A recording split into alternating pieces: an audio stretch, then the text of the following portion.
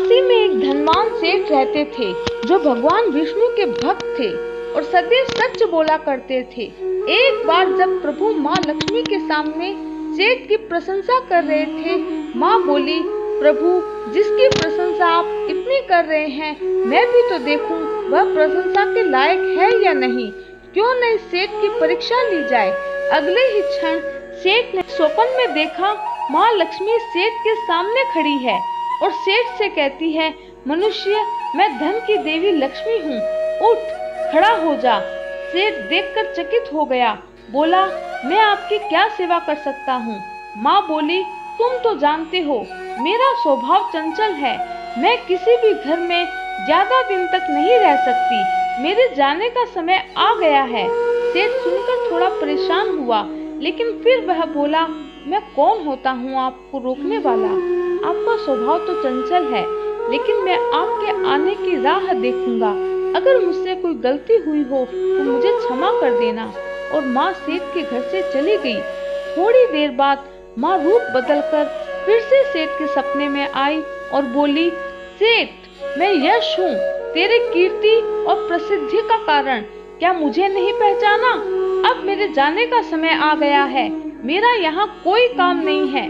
सेठ ने बड़े हताश भाव से कहा, मैं साधारण सा जीव आपको नहीं रोकूंगा, लेकिन अगर मुझसे कोई गलती हुई हो तो मुझे क्षमा कर देना। सेठ जी अभी सपने में हैं, लेकिन अचानक सेठ ने देखा कि वह दरिद्र हो गए। धीरे धीरे उनके सभी रिश्तेदार उनसे नाराज हो गए और कुछ समय बाद लक्ष्मी एक बार फिर रूप बदलकर सेठ के सामने खड़ी होती है और कहती है, सेठ, मैं धर्म हूँ। माँ लक्ष्मी और यश के जाने के बाद अब मेरा क्या काम, अब मुझे भी जाना होगा।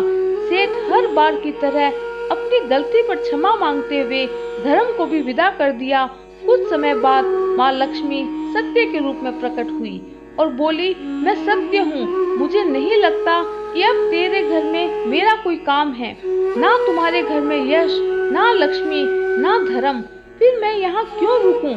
सुनते ही सेठ ने सत्य के पांव पकड़ लिए और सेठ बोला, हे महाराज, मैं आपको जाने नहीं दे सकता, भले ही सब मेरा साथ छोड़ दे, मैं आपके बगैर एक क्षण भी नहीं रह सकता।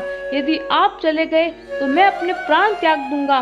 तब माँ लक्ष्मी के रूप में सत्य बोला, लेकिन तुमने धर्म और लक्ष्मी और यश को बड़ी आसानी से जाने दिया, उन्हें क्यों नहीं रोका। सेठ बोला, उन तीनों का जीवन में महत्व है, लेकिन उनके बिना भी मैं भगवान का जाप कर सकता हूँ। लेकिन अगर आप ना रहे तो मेरी वाणी अशुद्ध हो जाएगी। ऐसी वाणी से मैं प्रभु का नाम कैसे लूंगा। जहाँ आप नहीं वहाँ प्रभु कैसे आ सकते हैं।